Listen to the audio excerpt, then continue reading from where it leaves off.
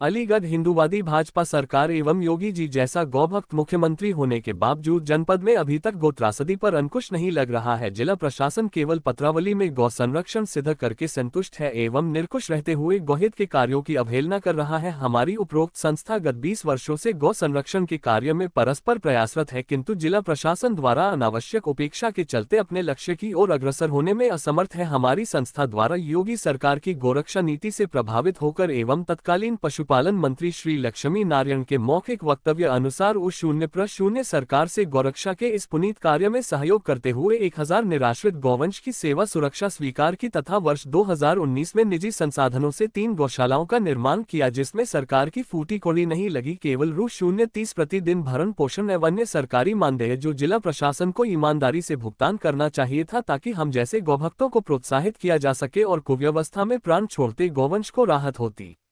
हमारी संस्था द्वारा गौशालाओं को आर्थिक प्रबंधन के गोबर का सदुपयोग करते हुए गोकाष्ठ का निर्माण किया, किंतु लकड़ी माफियाओं और सरकारी उपेक्षा के चलते गोकार की बिक्री राधित हुई। अतः जिला प्रशासन द्वारा हमारी आलाओं का उत्पीड़न करते हुए कहीं बिजली कनेक्शन काटे तो कहीं भरण पोषण मानदेय में भी हाथ खींचा, जिसके चलते गोकाष्ठ का निर्माण पिछले 1 वर्ष से नहीं हो सका है और इस बार होली पर हालिका दहन में भी गोकाष्ठ उपलब्ध करवाने में असफल रही। हमारी संस्था जिला प्रशासन की निष्ठुरता के चलते इनको वाद माननीय न्यायालय जनपद अलीगढ़ में हमारी संस्था द्वारा योजित हो चुके हैं, जिनमें क्रमिक विकास हो रहा है। स्थानीय भाजपा नेताओं की संवेदनहीनता स्वतः सिद्ध करती है कि हिंदू हितों की नहीं अपितु हिंदुओं के मतों की ही आवश्यकता है मात्र, और हमारा सनातन हिंदू समाज या तो अवचेतना में मूर्तित हैगा मात्र राजनैतिक हिंदू बनकर रह गया है। इसलिए महाभाग शंकराचार्य जी को गोवर्धन से देहली पैदल यात्रा करके सनातनी हिंदुओं को जागरूक करने का प्रयास किया गया है कि मतदान केवल भाई पार्टी के पक्ष में करें और कसाई पार्टियां कांग्रेस भाजपा बसपा आदि को वोट देकर गौहत्या के भागीदार न बने तथा नर्क।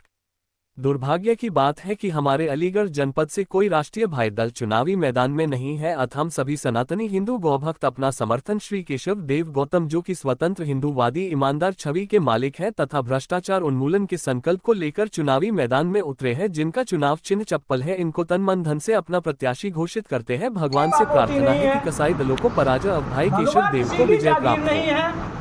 भगवा पे किसी का अधिकार नहीं है। ये हिंदुस्तान सनातनियों का है, हिंदू राष्ट्र हमेशा से है, वर्षों से हजारों वर्ष पुराना इतिहास देख लें, ये सनातन हिंदू राष्ट्र है। इस हिंदू राष्ट्र में साधु संत ऋषि मुनि अपने अपने अनुसार अपनी अपनी संस्कृति के मुताबिक अपनी अपनी पूजा पद्धति के माध्यम से अपना अपना वस्त्र चुनते चले आ रहे हैं। तो ये भगवा नहीं, ये केसरिया है, हनुमान बाबा का, सनातन का, हिंदुस्तान की इस मिट्टी का बना हुआ एक केसरिया है, भगवा नहीं है। पढ़िए, आपके बैनरों पे मोदी योगी के पोस्टर लगे हुए हैं, उसका क्या? उसका ये संदेश था, अगर वाकई में मोदी जी और योगी जी ईमानदार हैं, भ्रष्टाचार मुक्त हैं, भ्रष्टाचार खत्म करना चाहते हैं, तो ईमानदार भ्रष्टाचार विरोधी व्यक्ति को टिकट देते। ऐसे भ्रष्टाचार करने वालों को भारतीय जनता पार्टी ने टिकट दिया, उसका देश की जनता बहिष्कार कर रही है। अली बाबा 40 चोर गठबंधन का बहिष्कार कर रही है और जनता जाग चुकी है।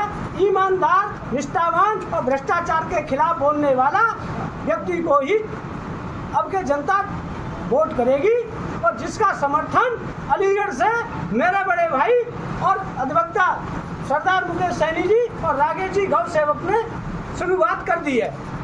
पंडित जी, आपका ट्विटर पे एक बैनर वायरल हो रहा है जिसमें आप बताया जा रहा है कि आपने भारतीय जनता पार्टी को समर्थन कर दिया, क्या सही है वो? कौन कह रहा है? हमने कोई ऐसा डाला ही नहीं है।